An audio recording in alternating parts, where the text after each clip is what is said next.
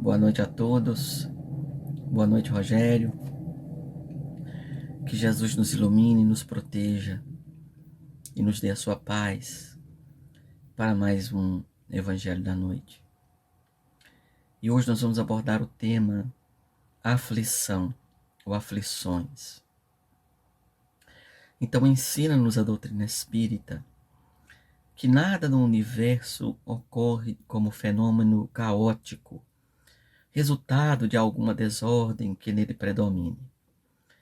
O que parece para nós muitas vezes casual, destrutivo, é sempre efeito de uma programação transcendente que objetiva a ordem e a harmonia.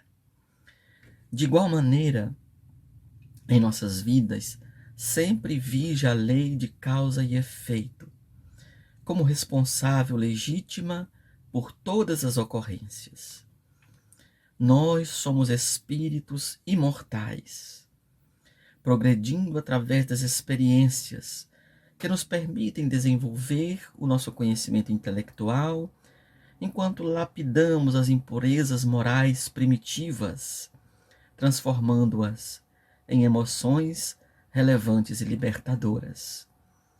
Então, agimos sob o impacto das tendências que ainda vivem em nós, frutos que são de vivências anteriores, e elaboramos, inconscientemente, o programa ao qual teremos contato na sucessão do tempo futuro.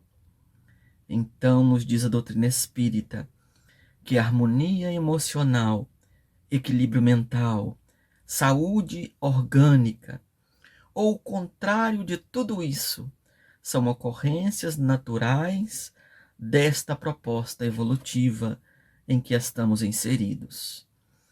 Todos experimentamos as consequências dos nossos sentimentos, dos nossos pensamentos, que são responsáveis pelas nossas manifestações verbais e realizações exteriores.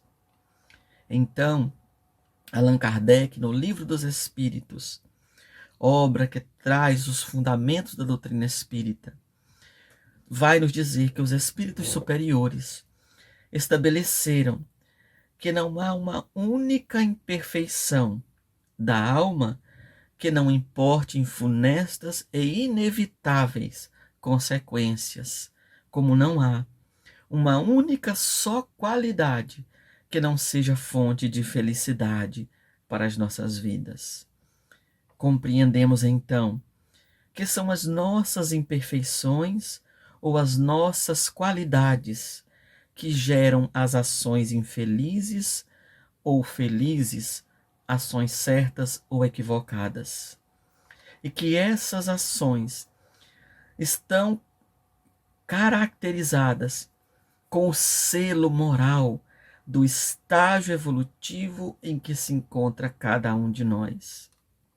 Portanto, os nossos pensamentos, os nossos sentimentos e as próprias ações executadas no transcorrer da nossa existência geram reflexos em nossa própria existência, na vida espiritual, ou até mesmo em futura reencarnação, a depender, é claro, da extensão ou da gravidade da ação promovida por nós.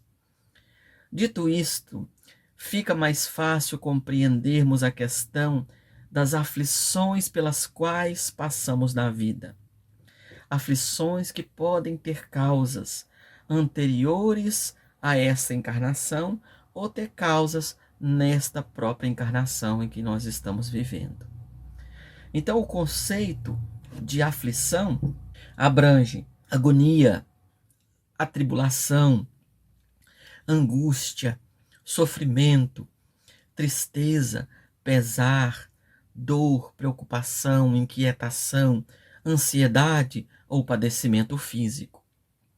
Por isso, o espírito André Luiz, através da psicografia de Chico Xavier, estabeleceu que o nosso processo de crescimento espiritual, ou seja, a nossa evolução, ainda está associada à dor e ao sofrimento, devido ao estágio de evolução que nos encontramos, e que a dor pode ter três aspectos. E ele irá citar então o primeiro aspecto, a dor expiação. Diz André Luiz assim: essa é uma dor que vem de dentro para fora, marcando cada um de nós no caminho dos séculos, detendo-nos em complicados labirintos de aflição para nos regenerar perante a justiça divina. Essa aflição é consequência do nosso desequilíbrio mental ou proceder quando nos desviamos da rota ascensional do espírito. Portanto, podemos associá-la às encarnações passadas. Muitas vezes é aquele resgate devido ao mau uso do nosso livre-arbítrio. Segundo aspecto, a dor evolução. Esclarece André Luiz que essa é uma dor que atua de fora para dentro, nos aprimorando, sem a qual não existiria o progresso no mundo em que vivemos. Na dor expiação estão associados o remorso, o arrependimento, o sentimento de culpa. Na dor evolução estão associados o esforço e a resistência ao meio hostil em que nós vivemos. Enquanto a primeira é uma consequência de um ato mau, a segunda é um fortalecimento do espírito para o futuro. Terceiro aspecto, a dor auxílio. O espírito André Luiz vai dizer que essas são as prolongadas e dolorosas enfermidades do envoltório físico, seja para evitar-nos a queda no abismo da criminalidade, seja mais frequentemente para o serviço preparatório para a desencarnação, a fim de que não sejamos colhidos por surpresas arrasadoras na transição para a morte, diz André Luiz. Aí ele cita que temos, por exemplo, o infarto, a trombose, a hemiplegia, o câncer penosamente suportado, a senilidade prematura e outras calamidades da vida orgânica constituem, por vezes, dores auxílio para que a alma se recupere de certos enganos em que haja incorrido na existência do corpo denso, habilitando-nos, através de longas reflexões e benéficas disciplinas, para o ingresso respeitável na vida espiritual. Como vimos, nem toda aflição refere-se a um resgate de uma encarnação passada. Então, Allan Kardec, o codificador da doutrina espírita, no capítulo 5º do Evangelho segundo o Espiritismo, irá dizer que a maioria de nossas aflições são consequência de nossos atos nesta atual encarnação. Pondera o codificador: quantos estão endividados porque não souberam viver com quanto ganham? Quantos casamentos fracassados porque os cônjuges deixaram de dialogar e se perdoar em acontecimentos da vida conjugal?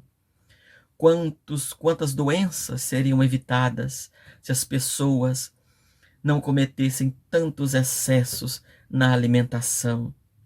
São causas atuais das aflições. E quando não encontramos as causas nesta encarnação, seguramente tais causas estão em nossas vivências em outras encarnações. Não necessariamente na encarnação mais recente, passada, porque Deus é tão misericordioso que nos permite que muitos erros graves cometidos por nós em encarnações mais anteriores tenham seu resgate parcelado em 2, 3 ou 4 encarnações, sendo possível e mais adequado fazermos essa reparação pelas vias do amor, as vias da caridade. Então, essas causas anteriores geralmente se manifestam por males aparentemente estranhos à nossa vontade. São deformidades congênitas, mortes prematuras, flagelos naturais, entre outros. Então, se a dor física nos mostra que algo não está bem em nossa saúde orgânica, o que nós fazemos? Procuramos o médico, fazemos o tratamento adequado e recompomos o nosso bem-estar. A aflição, da mesma forma, demonstra-nos que estamos tomando caminhos errados ou equivocados em nossas vidas e que devemos corrigir o curso, procurar o tratamento para o nosso reequilíbrio. E Jesus, em sua compaixão por nós, permitiu que tivéssemos o contato com essa santa doutrina que é a doutrina espírita, para nos auxiliar, através da reflexão, do estudo, do conhecimento, a descobrir o que está errado em nossas vidas, o que está nos prejudicando do ponto de vista espiritual, para que possamos retomar o caminho correto em nossa jornada. A espiritualidade superior sempre coloca à nossa disposição os recursos necessários à nossa elevação. Os bons espíritos sempre tentam nos influenciar para o bem. Nós é que os impedimos quando nos fixamos em aspectos negativos das nossas vidas, com o egoísmo, com o orgulho, com o medo, com a raiva, com o rancor, com a revolta, com a inveja, com o inconformismo. Então, o espírito Joana de Ângeles, na obra Iluminação Interior, psicografia de Divaldo Franco, nos faz uma belíssima afirmação sobre a questão da aflição. Diz ela: não sofrer é uma pretensão utópica no atual estágio de evolução da humanidade. No entanto, muitos sofrimentos podem ser modificados se as pessoas compreenderem por que elas existem, o porquê da nossa existência, e alterarmos a nossa conduta diante desses sofrimentos, dispondo-nos à renovação, porque a felicidade não é a ausência da dor, mas a perfeita compreensão da sua finalidade. Então vamos compreender que se estamos em um mundo de provas e expiações ainda, em fase de transição, como nos ensina a doutrina espírita, é natural que estejamos sujeitos às dificuldades, às agruras deste mundo de provas e expiações. Nos resta compreender a função e o mecanismo pelo qual as aflições se fazem presentes em nossas vidas, para que possamos lidar com isso da melhor maneira possível e melhorar, crescer, construir desde agora um amanhã melhor.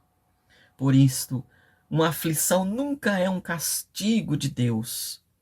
É contingência inerente à vida, cuja atuação visa a restauração e o progresso. Pondera o espírito Camilo Chaves, dizendo assim: cada criatura traz em si traiçoeira região de ciladas e armadilhas. Ao atravessá-las, sob justos impositivos da evolução, vê onde pisas, como te exprimes e pensas. A aflição, na essência, é reflexo intangível do mal forjado pela criatura que a experimenta. O Espírito Emmanuel também traz uma valorosa contribuição sobre o tema, dizendo assim: examina a própria aflição, para que não se converta a tua inquietude em arrasadora tempestade emotiva. Todas as aflições se caracterizam por tipos e nomes especiais. E ele vai elencar dizendo assim: a aflição do egoísmo chama-se egolatria. A aflição do vício chama-se delinquência. A aflição da agressividade chama-se cólera. A aflição do crime chama-se remorso. A aflição do fanatismo chama-se intolerância. A aflição da fuga chama-se covardia. A aflição da inveja chama-se despeito. A aflição da leviandade chama-se insensatez. A aflição da indisciplina chama-se desordem. A aflição da brutalidade chama-se violência. A aflição da preguiça chama-se rebeldia. A aflição da vaidade chama-se loucura. A aflição do relaxamento chama-se evasiva. A aflição da indiferença chama-se desânimo. A aflição da inutilidade chama-se queixa. A aflição do ciúme chama-se desespero. A aflição da impaciência chama-se intemperança. A aflição da sovinice chama-se miséria. E a aflição da injustiça chama-se crueldade. Cada criatura, diz Emmanuel, tem a aflição que lhe é própria. Então, meus irmãos, Emmanuel vai dizer: a aflição do reino doméstico e da esfera profissional, do raciocínio e do sentimento. Os corações unidos ao sumo bem, contudo, sabem que suportar as aflições menores da estrada é evitar as aflições maiores da vida. Aqui eu me lembro de um ditado popular que minha mãe dizia muito: Deus dá a menor para evitar a maior, dizia ela. E por isso, apenas estes anônimos heróis da luta cotidiana conseguem receber e acumular em si mesmos os talentos de amor e paz reservados por Jesus aos sofredores da terra, quando pronunciou no monte a divina promessa, dizendo assim: bem-aventurados os aflitos. Então, com auxílio da doutrina espírita, passamos a compreender que fazer o mal a quem quer que seja nunca compensará, pois sempre responderemos pelo mal que causamos aos outros, inclusive a nós mesmos. E do mesmo modo, toda a felicidade ou tranquilidade que proporcionarmos ao próximo redundará inevitavelmente em bem para nós mesmos. Não é por outra razão que Jesus nos ensinou a perdoar. O ódio alimentado, a vingança executada ou a perseguição, quanto mais a qualquer pessoa, redundarão em estágios de aflição e dor ao seu próprio autor. Por isso é muito importante destacar que quando falamos da lei de causa e efeito, quando falamos que ninguém escapa da lei divina, não significa que teremos que passar pelo mesmo sofrimento que causamos a alguém, porque se assim fosse, entraríamos num círculo infindável, sem fim, causando problema, recebendo problema. Então, suponhamos que há 300 anos atrás houve um assassinato entre duas pessoas que se odiavam. Como consequência, criou-se um processo obsessivo entre eles. O fato real e quantitativo, um assassinato que conduziu uma grave à lei de Deus e que deverá ser reparado. Os 300 anos transcorridos modificaram tanto aquele que cometeu o crime quanto aquele que o sofreu. E se a vítima já perdoou o assassino? E se o assassino vem ao longo de todo esse tempo praticando o bem, fazendo o bem ao próximo, praticando a caridade, sendo amoroso, será justo aplicar a lei do olho por olho e dente por dente? Aquele que matou deverá ser assassinado igualmente? O que acontecerá neste caso? Então nos diz a doutrina espírita que, embora o assassino tenha que reparar o seu erro porque ninguém fica impune diante da lei, a pena pode ser abrandada em virtude dos seus atos de caridade, dos seus atos de benevolência. Há um conto do espírito Hilário Silva no livro A Vida Escreve, psicografado por Chico Xavier e Valdo Vieira, que é um conto bastante conhecido do movimento espírita, mas vale citar porque exemplifica muito bem essa questão da justiça divina quando se pratica o bem. Hilário Silva descreve um fato ocorrido com Saturnino Pereira, que ao perder o dedo junto a uma máquina de que era condutor no seu trabalho, ele se fizera o centro das atenções, porque ele era uma pessoa muito bondosa. Então as pessoas do centro espírita onde ele frequentava ficaram todas indignadas. Como Saturnino, sendo uma pessoa benévola para com todos, pôde perder o dedo? Parecia que era um fato que ia de encontro com a justiça divina, porque ele era um homem de bem, ajustado ao bem, ajudava ao próximo, alma caridosa. Então aquela indignação tomou conta de todos. Então uma noite, numa reunião mediúnica no centro espírita em que ele frequentava, veio um orientador espiritual do grupo e revelou que numa encarnação passada o Saturnino havia triturado o braço do seu escravo no engenho rústico. O orientador espiritual assim lhe falou: por muito tempo, no plano espiritual, você andou perturbado, contemplando mentalmente o caldo de cana enrubescido pelo sangue da vítima, cujos gritos lhe ecoavam no coração. Por muito tempo, meu amigo, e você implorou por uma encarnação humilde em que viesse a perder o braço mais útil no seu trabalho. Mas você, desde a primeira mocidade, tem os pés no caminho do bem aos outros. Você tem trabalhado, esmerando-se no dever ao próximo. Regozija-te, meu amigo, você está pagando em amor o seu empenho à justiça. Isso nos leva a compreender que a prática da caridade tem um valor científico para nós, ou seja, ajuda-nos a reparar os danos que causamos às leis divinas, ou à lei divina. Assim, se soubéssemos viver sóbrios e sem muitos agravos à lei, certamente estaríamos no fim desta encarnação em melhores condições morais, para avançarmos com passos mais firmes na direção da paz e da felicidade que desejamos. Não há aflição que dure para sempre, nos diz a doutrina espírita. Não há sofrimento que não passe. A mudança está em nossas mãos.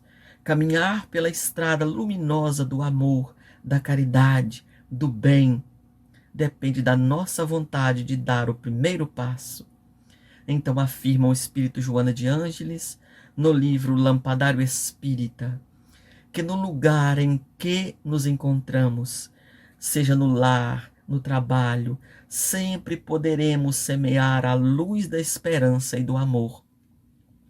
Eis uma programação de ação para modificar os panoramas das nossas vidas.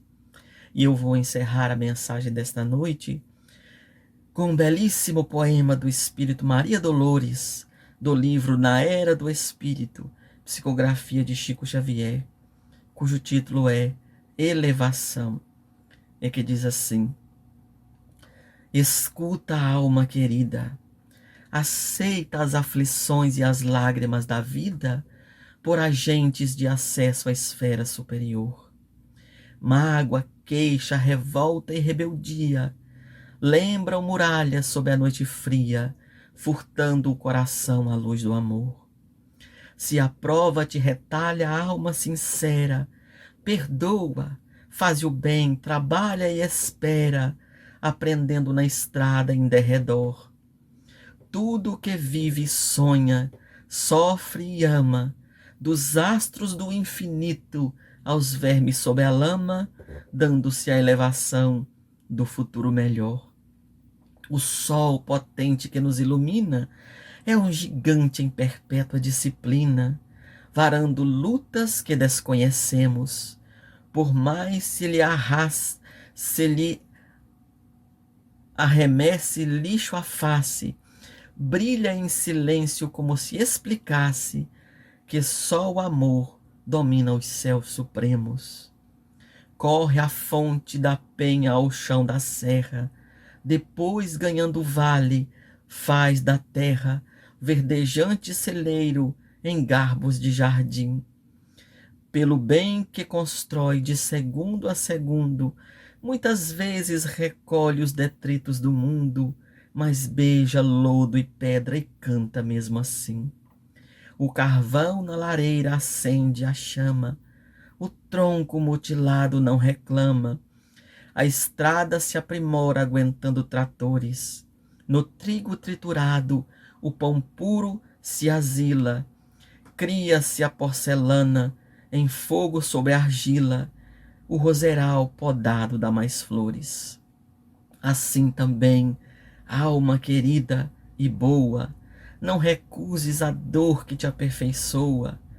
Se nos espanca os sonhos meus e teus, golpes, tribulações, angústias, tempestade, são recursos da vida erguendo a humanidade para as bênçãos de Deus. Por isso, meus irmãos, desejo a todos muita paz, muita sabedoria, que Jesus nos ilumine sempre, nesses dias tão atribulados pelos quais passamos, para que sejamos nós aqueles que façam o bem, aqueles que fazemos o bem, aqueles que ajudam, que socorrem, que amparam, que transformam as próprias aflições em benesses do próprio caminho. Muito obrigado a todos vocês pela atenção e sigamos o Cristo. Muito obrigado.